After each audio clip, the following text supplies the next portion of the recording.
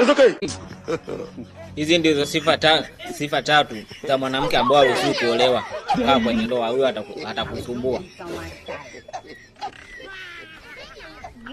Moja, yani wewe ukiwa hauna mtoto mwanaume ukaenda kuoa mwanamke mwenye mtoto, my friend, umeoa mke wa mtu. Makofi. Tena yani hapa ni sukuma wiki. Makofi. Siku so nyingi mtaachana. Unajua ile situation anakwambia nampeleka kwa baba wa mtoto, anataka mtoto akamuoa. Usije ukamuoa mwanamke mwenye mtoto. Ni wai baba wa mtoto asija akamchukua mtoto akaenda kumuona. Wai wewe mama kampeleke. Shtuka. Utakufa vibaya wewe na kuhuru. Moja, hiyo ni sifa ya kwanza. Utakiwa kumuoa mwanamke mwenye mtoto. Unanisikia uliye kwenye ndoa? Na wewe ambaye unajiandaa. Eiza umuoe mwanamke mwenye mtoto ukiwa na wewe una mtoto. Makofi.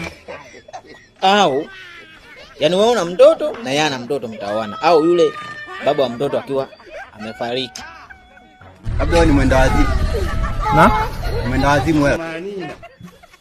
Hiyo moja. Mbili, mwanamke mwenye kelele kama ndege za asubuhi. Na mnadhani mnazijua hizo ndege za asubuhi. Haruhusiwi kuolewa mwanamke mwenye kelele kama ndege za asubuhi. Makofi. Tatu, mwanamke mwenye matusi. Nne, mwanamke mwenye dharau.